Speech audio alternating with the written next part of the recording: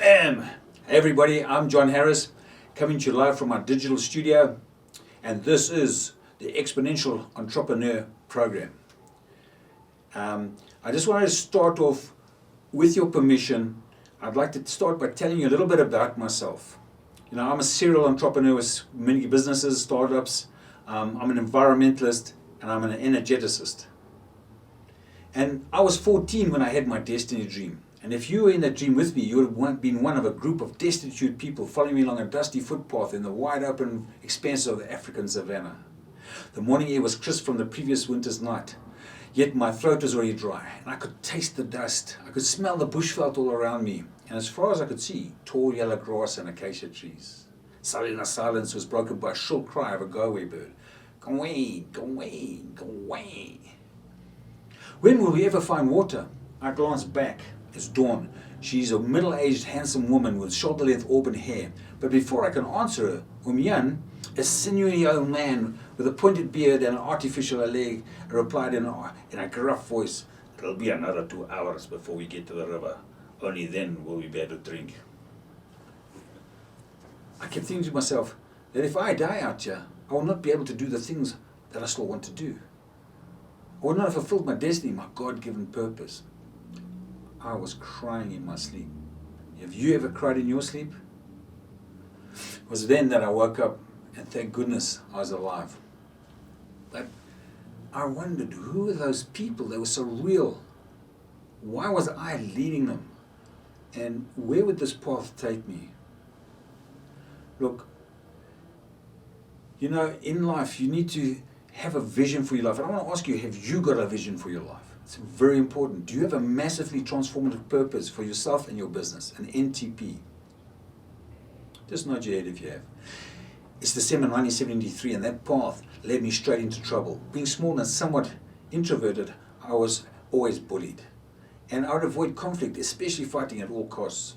It's school holidays, and you're in my hometown, Mufulera, in Zambia.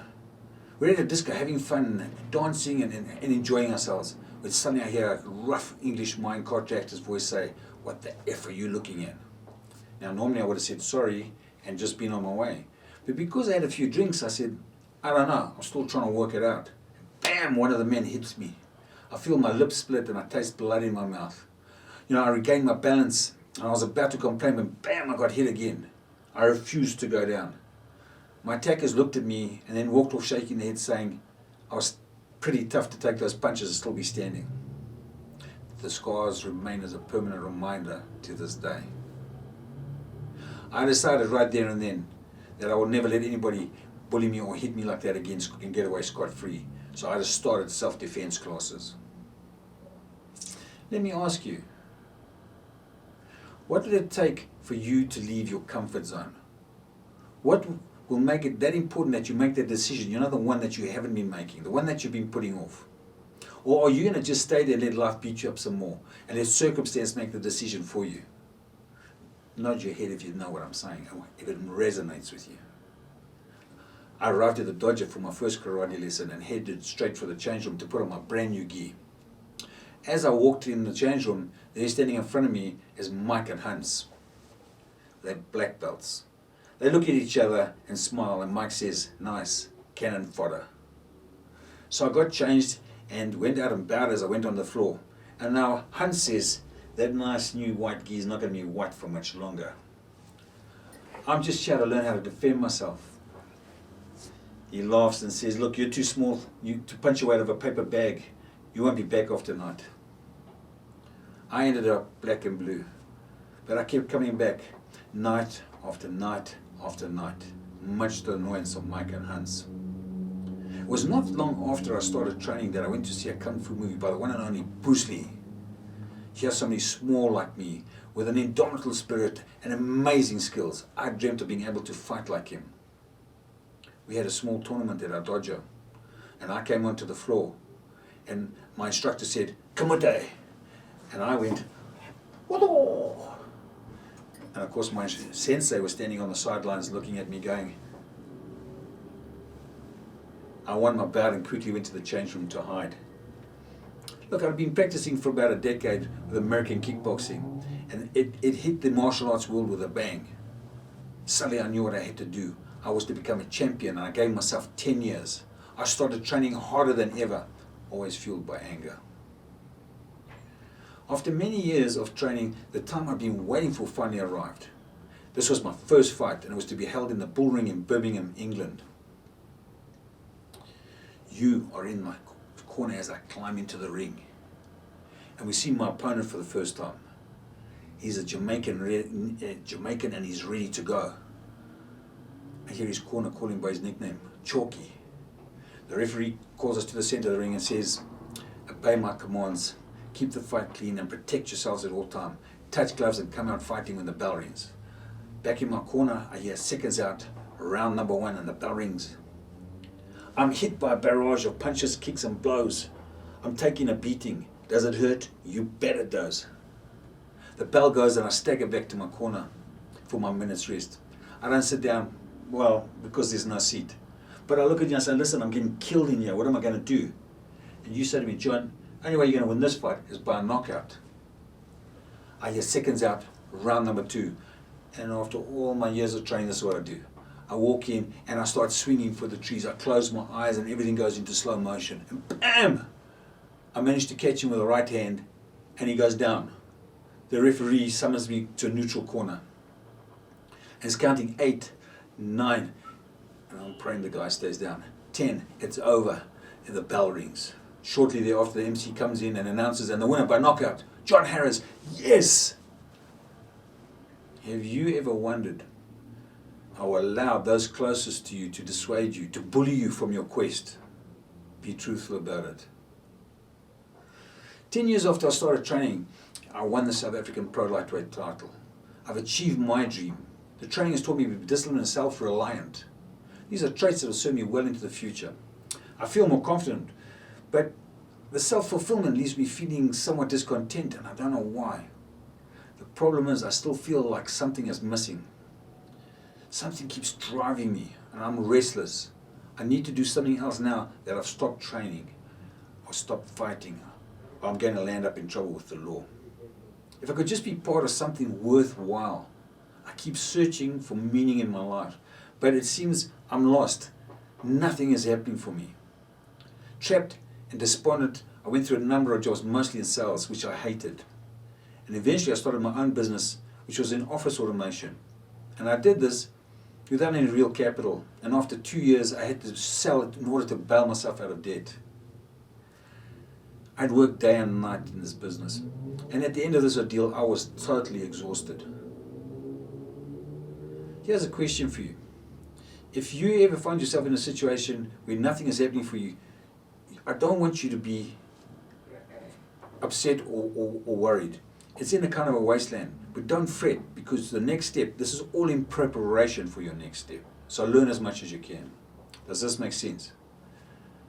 Having sold my business, I now needed to find work, and I got a job selling stationery for a man who became my mentor. And I immediately noticed 3 things about him. 1, he knew a lot about business. 2, we had similar interests, wildlife and sport. And 3, he was spiritual. And look, as important as the first 2 were, it was the latter that had the most profound effect upon my life. He introduced me to a man who was 98 years of age named Pastor Burke. He was an American who'd come out to preach in Africa, and in fact used to go around on horseback in his early days to do so. I clearly remember, as he put his hands on me, he seemed to become younger, and a strange energy went through me, a kind of calming energy went through me. And he said that life will change radically for the better. And surely, it was not long after that that I found and married the woman of my dreams, by whom I have 2 wonderful children. This period of learning from my mentor also gave me a time to rest and recuperate, which was just as well, because I was about to face even bigger challenges. How many of you are in a situation where you found sanctuary, or you have a chance to rest, but you don't take it because you're too busy running around, you're too scared to stop? Does that make sense? I want to tell you, it's 2005. And I had 2 businesses up and running. One was a touring youth company, and the other one was a travel management company. and I was sitting in my office staring at my computer screen. I realized that people were making money online, on the internet. And I thought, wow, this is amazing. This is the future. I could see myself lying on a beach with a cocktail and my laptop. Pretty funny. I came across affiliate marketing by McMichaels and immediately purchased the training program. Look, I was really excited, and I went through that course and I implemented everything and I launched that sucker. Nothing. Crickets. Well, at least affiliate marketing gave me, an insight into social media marketing, joint venturing, and information product creation. And look, I believe in modeling on the best. So I began training with internet gurus. I traveled to the States. Little did I realize at the time, but this would only make me understand how really truly insignificant I was compared to these giants. Look, who are world class in their particular fields of expertise. And who was I to challenge them? And this was somewhat of a letdown, and I felt pretty dejected. When you hit your biggest challenge, and are you, your competitors, government, are you ready to face them down? Perhaps partners even. Look, after many more years of learning about the digital economy and at least 1.5 million rand in expenses, I still didn't know where I fitted in online. The problem, was I had tried to compete with my coaches. I hadn't really listened. The words stubborn, obstinate spring to mind. Instead of making an information product where people were already interested in, I tried to create the TOE and me, the theory of everything and me. Needless to say, it's still in progress. What I needed to do was draw a line in the sand. I needed to put a stake in the ground and to do the one thing that would make me be successful online, and hang my hat on that. It was then that I remembered what one of my mentors had told me. And he said clearly, the how is not as important as the who.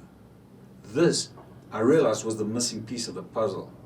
It was kind of an aha moment. So I built a Rolodex with all the skilled people I need to help me with information product creation.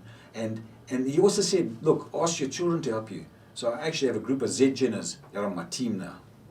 My goal now is to help South Africa by teaching professionals, authors, speakers, coaches, small business owners how to set up, create an online business and create information products easily in any niche without having to even go to university. We have also launched Morapedi Wildlife and Environmental Foundation. This is to contribute to environment and nature conservation.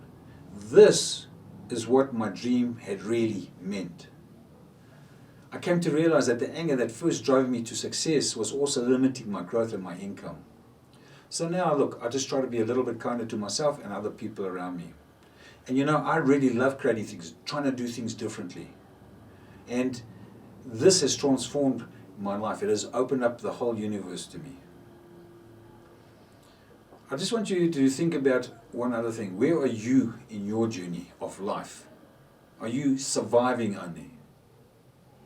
Maybe you're successful already, but feel that's a little bit inward looking. Perhaps you're significant and you have some traction, though we know some people who've been significant have also not been very good. Are you serving others? And this is where all great leaders land up. Look, if you're going to thrive by leading others through service, then you've arrived. I wanted you just to think about that, and that was a little bit about my background and how I came to be where I am now with the Exponential Entrepreneur Academy. We are setting up a mastermind right now where we'll teach at the highest level under Tony Robbins and Dean Graziosi under their gold standard. We also will be getting further training and workshops that will be coming out, and even if you're looking to set up an organization or an enterprise, we have training where to show you the new model of how these digital companies are setting up and organizations, how exponential organizations are actually structuring themselves. Welcome to the new world, to the new economy. I'll see you in the next video.